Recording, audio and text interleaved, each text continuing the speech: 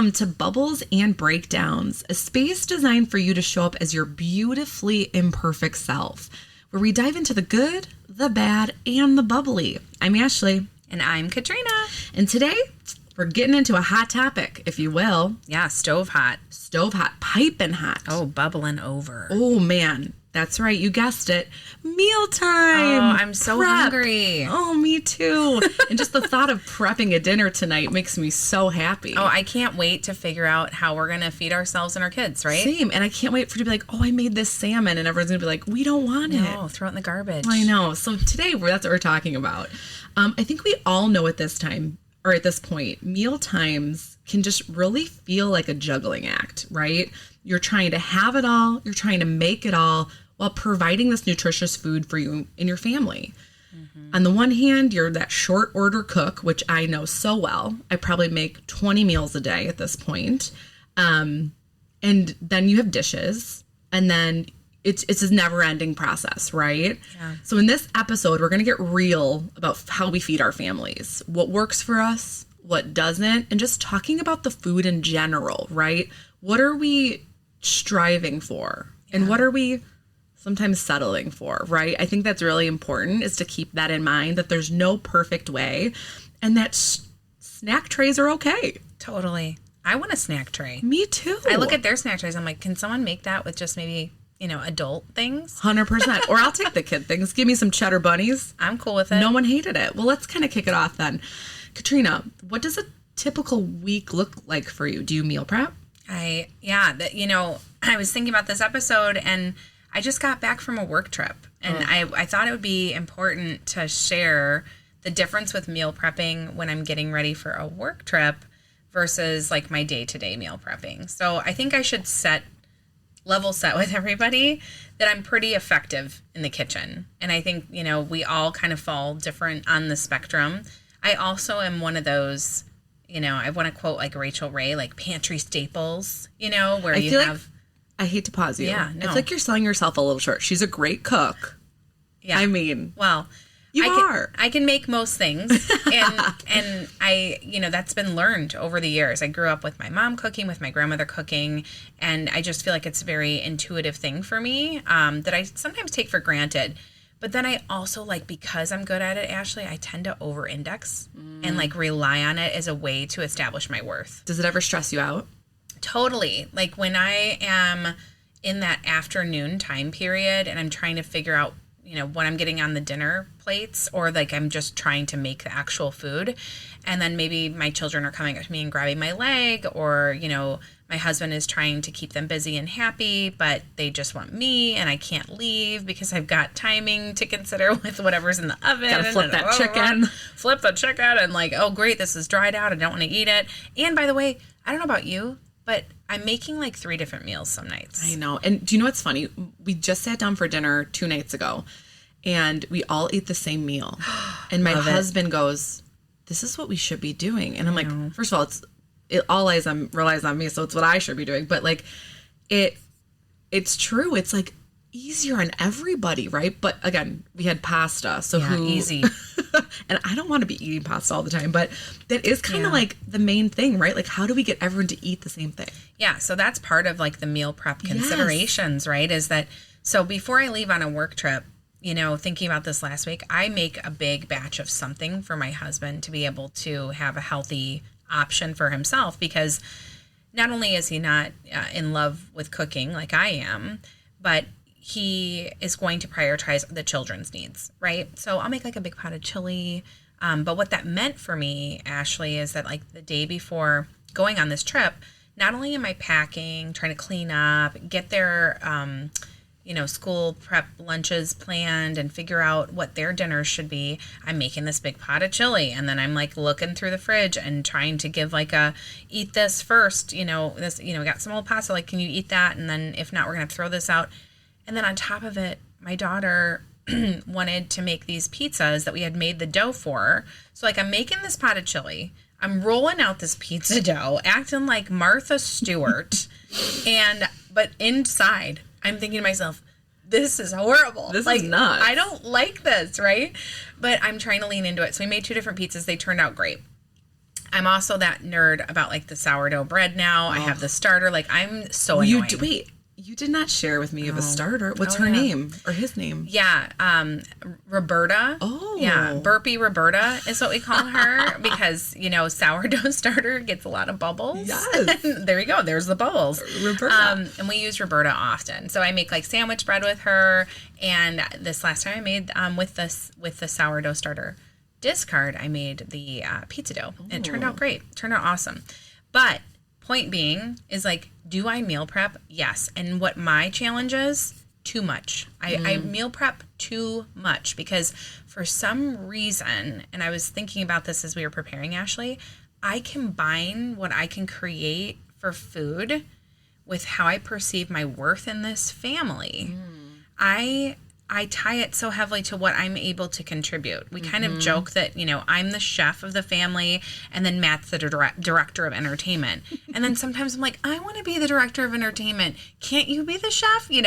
And it's just like, this is kind of our norm. So I don't know. I'd love to also hear kind of maybe, I don't know, some of your go-to meal prep items. I mean, I touch everything all the time, but what are some things that you rely on during a normal week? Well, so it's interesting too, because I think the way I've viewed prep has changed with me being at home now too. Oh, yeah. So I used to be, I am going to plan every meal on a weekend.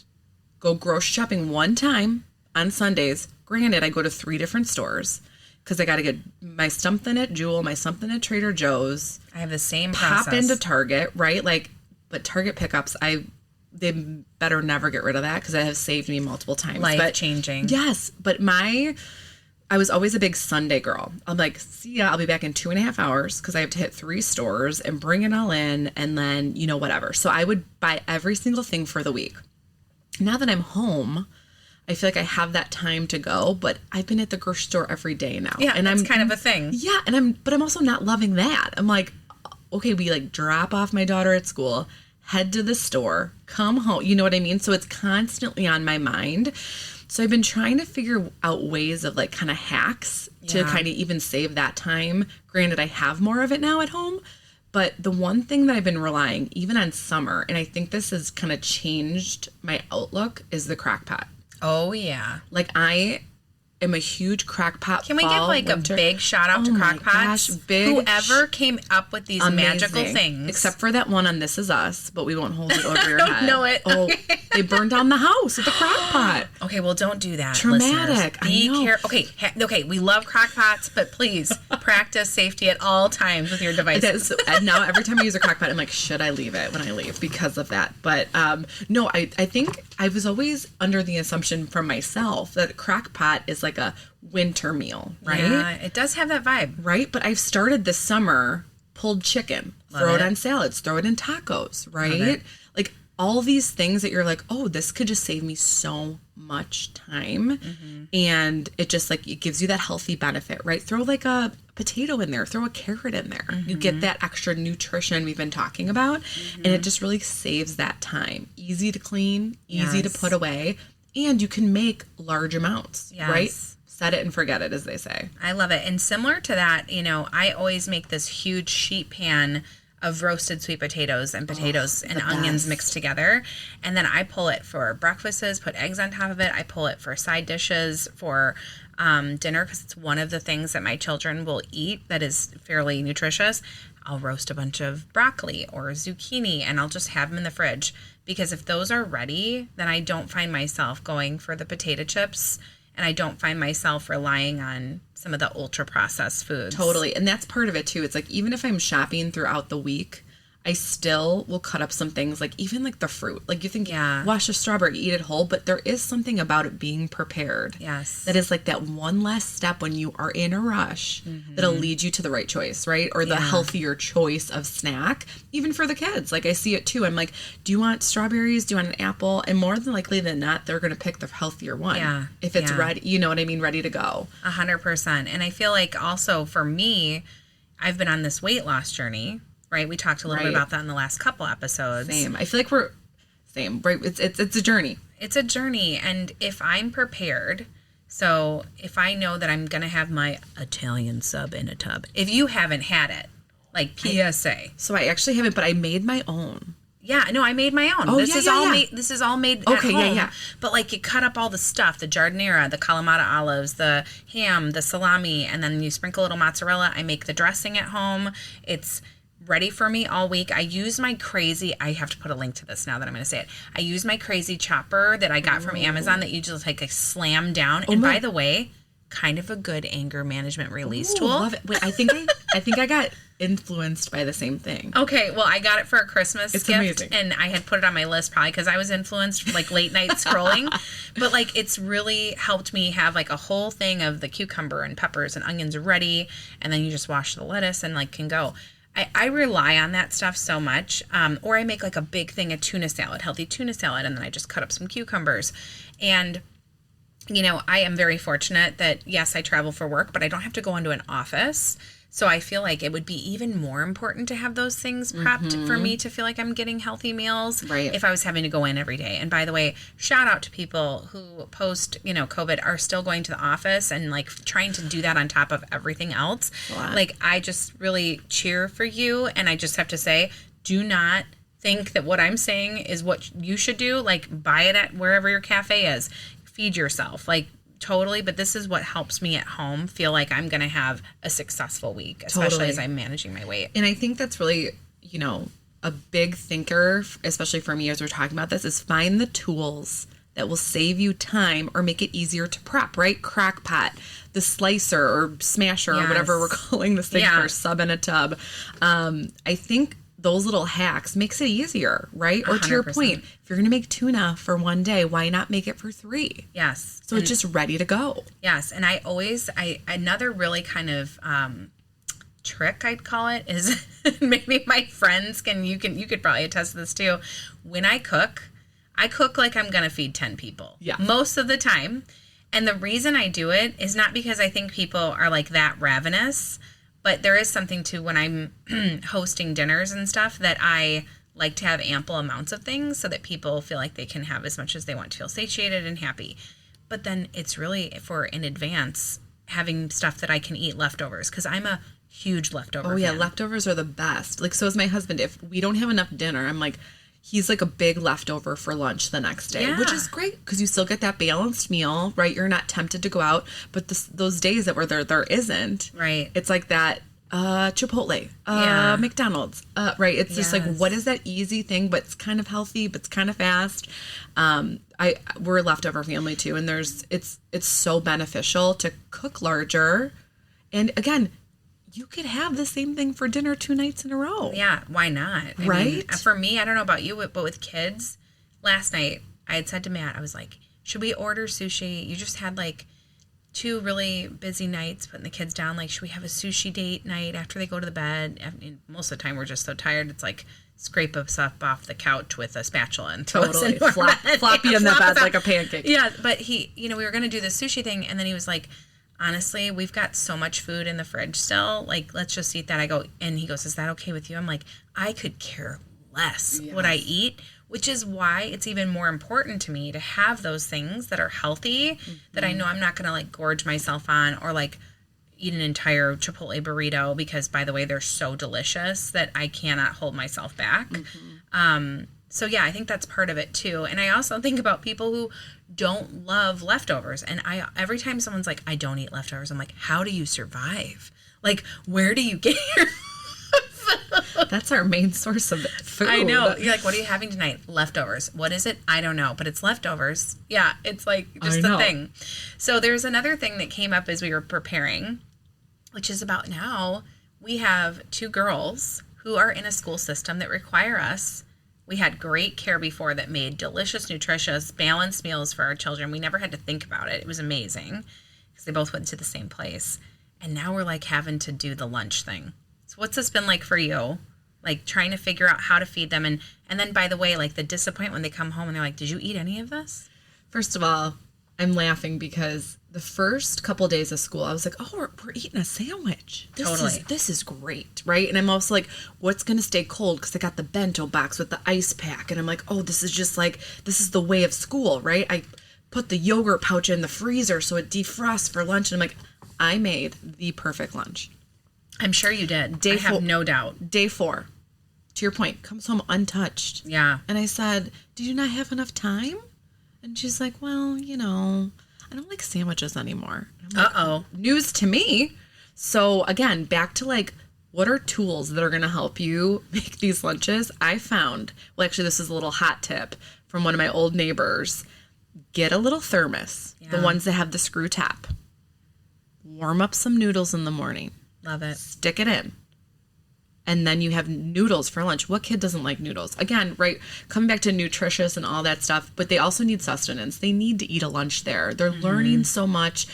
They're running around at recess, right? Like, we want to keep them full. Yeah. Because we've all seen kids when they get hungry. Oh, and when they come home after school, I have now learned, like, have the snack tray ready. We literally are doing 3:00 dinner. Yeah, just... and I'm like, I'll give you a supplement to that later because she's starving. Yes, and don't let them go hungry because they will be absolute terrors. Right. And it's just throwing everything at them to just make them happy. Totally. And the funny thing, too, is I was talking to my daughter and I said, okay, like, what do you like? Right. And she goes, Mom, you tell me. And I'm like, no. Like, I can give you options, but you're going to say no to everything. So I think it's for them, too. Yeah. They've always been given a meal, right? So even at school, even kind of now, we just, like, give them their meals. Like, yes, they're getting a little bit more vocal, but I feel like this is kind of the first time that they're kind of telling us because they're eating it by themselves. Yeah. And we can't make them another meal, what they're looking forward to. So I think it's, kind of listen to your kid, but within reason. Right. Yeah. We're not going to I'm sure there's some crazy requests. Yeah. Like, can you make me lasagna? Yeah, it's sure. like, no. That's an 8-hour process, sweet pea. You want to talk about, like, our mental health and, like, feeling dysregulated? I've got to laugh because day 3 of making lunches in the morning when she's waking up at 6:45 and she needs to be out by 7:45, I literally looked at her and I was like, we are not doing this every morning. This is ridiculous. Like, I got strong words and I was so angry. Right, because I don't like that. Ew, gross. That's terrible. These are the things that are being said to me as I'm just trying to, like, give her these, like, nutritious options. And I'm like, when did you start hating every food that exists in this home? And I'm showing her all the snacks and she's like, I don't like those anymore. I don't eat pretzels. And I was like, okay, listen, girl, I get it. You're telling me you don't like these, but you have to eat something. So we kind of got through that day. But then as I was reflecting, I thought, how can I make this easier for me and her?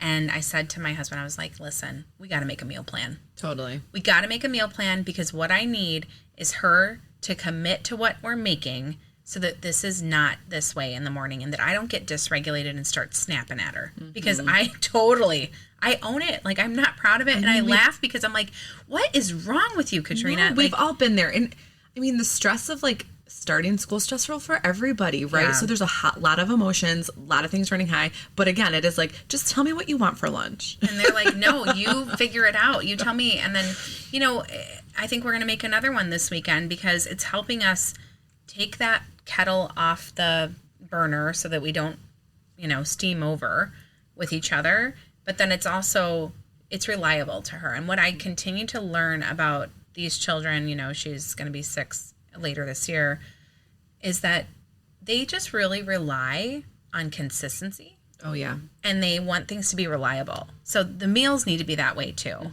Absolutely. And they want to know they're going to eat at a certain time. They want to know that they're going to have options. They're going to want to know that it's not the same thing all the time, which puts pressure back on us. Yeah. So it's like... Well, and I think you hit that nail on the head about consistency. We're all creatures of habit. Yeah. Right? We like when there is a structure that we can anticipate, And I think everyone feeds off that. So it's a good kind of, learning, if you will. So, okay, we're trying to make nutritious meals all the time. Trying. But that's not this world. It's not. Right? So I feel like processed foods. Ultra processed. Ultra processed. This new word. I mean, how much have we heard about this? Like, ultra processed. I even find myself being like, looking at, the meeting room and being like, they have all these snacks and I'm like, ultra processed, ultra processed, ultra processed. I mean, don't get me wrong. Chips Ahoy cookies. Like, Give love it to them. me. Cheez-Its, bring it on. But yeah, the thing is, I think it's important that we continue to educate ourselves, and I tend to be the more researchy, person that wants to, when you know more, or when you know better, you do better. That's another quote from Maya Angelou. You're going to hear her a lot from me because I just adored her. This is why we keep you around, because we need these stats. Yeah, well, I mean, it's true. When we learn things in life, whether it's this that I'm going to share, or that if you already know this, awesome, we're supposed to do better, right? And that's kind of how we, and my husband and I, try to move through life, is that we'll do what we think is right until we know it's not right anymore. And then when we know more, we try to make changes. And that's the same with ultra-processed foods. So I'll share. Really quick, I have a question. So I've heard, obviously, processed foods, ultra-processed. I think I know what that means. Is there a difference between processed and ultra-processed? They're same. There is a difference between processed versus ultra-processed. So actually, in this article from the American Medical Association, which I will put the link in the show notes for people who are more curious, like maybe you've heard about ultra-processed or red dye 40, which has been a hot topic of it being banned from the United States dietary restrictions, right, or being put into dietary restrictions. So let's talk about processed versus ultra-processed. So processed foods tend to have more nutrient dense than ultra-processed foods and are usually less refined, have few or no additives. They're generally healthier than ultra-processed counterparts. So examples, I'm always great with examples, it helps me, of processed foods are whole wheat bread, extra virgin olive oil, tofu. So things that have been taken out of their natural state. So it's not, non-processed foods are, I'm going to take this avocado, I'm going to take this apple. Things that are in their complete unique state from how they were grown and how you're going to consume them. Even steak, yes, there's a level of processing to cut the meat off of the animal, but it's still in its truest form. It's not having things pumped into it. It's not having additives, preservatives, all these things. So the closer you can get to that, the better. But processed is better, to your question. And then when we think about ultra processed and why that's so important to understand is that it has been conclusively drawn to health consequences. So in this same article, there was a large study conducted over 19 years that showed 31% higher mortality rate for the highest versus the lowest consumers of ultra-processed foods. So it's a direct correlation with our mortality. Wow. And so basically, it's like word to the wise, hey guys, get closer to the origination of real food. And I think we even talked about this on the weight episodes, which is you feel better. Feel so much better. And you crave less of that stuff. Right. So when your kids are getting sugar, it's no wonder they're going to come back to us and go, I want more candy. I'm like, you just had 2 pieces of candy. Yeah, I want more. Yeah, because now we've started that glucose spike. Now we've started that cycle. Mm-hmm. So it's up to us to kind of like really keep the boundary in the spirit of health for ourselves and for our children. And of course, have the Pringles, have the chips once in a while. I'm not on maybe in another lifetime, I would be this ultra, amazing, clean eating family and do things differently and live in a mountain in God knows where. But I'm not. I live in suburban America. There's kids all around us eating these things. I try to give healthier options. They don't always take them. But yeah, that's a little bit about process and ultra process and why we should be thinking about it. Right. And I think the important thing, too, is, like you said, you can't run away from it. So, my kids probably eat something like that every day. Yeah. If you think about it, right? Because we were talking about give them that muffin. Yeah. It's a muffin's totally ultra processed. Right? Give them that blueberry muffin. It's something they'll eat, something to start their day. But I think, we mentioned in the weight episode, too, like, we're all trying to live up to doing our best. And, being it all, giving it all, redefining that all. Yeah. But we need to go easy on ourselves too. And I feel like every topic, every theme kind of originates back to our first episode of like, these are all these outside stressors or, socially accepted things or non-accepted like pressures that we're putting on ourselves. Totally. Right. So we're all trying to do the best that we can, but also like go easy on yourself. I think just thinking of meal times too, I started instituting one night a week, I use paper plates. I love this so much because dishes in general. Like, that's part of my feeling glued to the kitchen is that I'm just scrubbing, and most of the time my husband will do it. But the load of dishes. Oh my gosh. Especially like after cooking the meal. So it's like the other night, I know I mentioned this pasta, but I did do like a homemade sauce, right? Well, Nice. I mean, I did meat in a jar of sauce, so it wasn't homemade. But Totally homemade. You know what I mean? But, you know, but it's like, then it was like 2 different pots. Then I needed to boil the water. So it's like, you are adding all these dishes where I'm just like, paper plates is going to save my sanity. Yeah. And save my time so I can go out with the kids and let's go play. I love it. The other thing that is, I think about making this easier on all of us is because the ultra process, it's like, this is an education point. Okay, we need to be thinking about this and trying to do our best and better than we did before. Fine. Take that in an incremental step. But things that have helped my family, we have a family that we actually have dinners with every other week. And they cook one week, we cook the next. And I'm going to tell you what, the days that I know that we're going over there for dinner and I didn't have to think about it at all, the level of like de-stress that comes with that, or the nights when after, you know, my daughter would have soccer and we knew we were going to Chick-fil-A or McDonald's, I was like, oh, I just know that I'm getting the no bun crispy chicken sandwich on extra lettuce and pickles and doing my best. Kale. Yeah, with a side kale crunch or whatever. You know, you're just doing your best. But my point is that share the burden a little bit. There's people in my neighborhood who actually cook for each other every night, almost every single night. One or the other, because they live right next door to each other, takes a meal. And if you have someone like that close, or if you have like a really good close friendship with another family with kids, like try and trade dinners once in a while, or offer to host and then see if they're open to doing something like that. Because I'm telling you what, it really does help with the stress. Totally. And I think too is just, you know, us talking about this and being open and vulnerable, being like, this kind of sucks, but we need to do it. Yeah. You know, I think just kind of breaks down that wall of, you know, I'm sure people listening are like, what am I making for dinner tonight? Or, well, you know, do I have leftovers for tomorrow? But I think what you're talking about too is like, we have a village. Yes. Rely on that village too. Even things such as Mealtimes, right? It doesn't have to be big things. It is kind of like, hey, Friday after school, want to come play and then we'll have dinner together or whatever. I think that's really important because you're not in this alone. And for me, there's certain nights where I'm so ready to make dinner, and then some days I start off with like, I'm defrosting the meat, I'm totally going to make teriyaki chicken and veggies and rice. And then by the end of the day, I'm like a twice baked potato. I am done. Like, pull me out, stick a fork in me, cut me up and eat me, because I can't even. And we're ordering a pizza. We are. Or we're taking our kids somewhere quick, you know, and just that moment of being very empowered and supported to look at my husband and go, I know I was going to make that, but can we just not? Like, I just can't bring myself. I'm so tired. And being like, yeah, it's okay. Mm-hmm. And it's not my everyday, but it is always a fail-safe to say, not today. Right. Do it again. You know, try to make that meal again tomorrow. Right. Absolutely. Well, good. But I think to kind of recap here, what we're really talking about is meal prep sucks.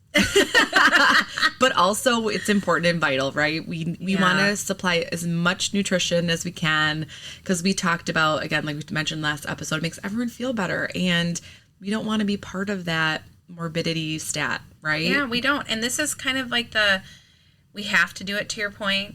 We can't get around it. So how are your ways through it? Exactly. And if you take a week where it was literally mass hysteria and there were snack trays every night for dinner, or you're going to, you know, the fast food place, then get back on it the next week. Give yourself grace. Exactly. And realize that maybe that was just a really hard week for you. Yep. So it's about trying our best, but practicing self-forgiveness. Yeah. And find what works for you. Yes. Paper plates, cool. Great. Crock pot, sign me up. Yes. Right? Just don't burn down your house. Don't Ashley. do it. I can't even think about it. It makes me sick. No, but hopefully, you know, this provided a little comfort, maybe some giggles along the way. Because we really like talking to each other about this stuff and just being open. Yeah. And also just think brainstorming. Like, I don't tend to use paper plates, but that actually sounds pretty great, you know, or I do need to use my crock pot more. Maybe I have forgotten about it. So if nothing, I hope it sparked a little bit of creativity and also gave you permission to mix it up and not feel so much stress in your day to day. Well said. And just remember, after every breakdown, don't forget the bubbles. Woohoo! Thanks for joining in, and don't forget to rate, review, and subscribe. See you next time.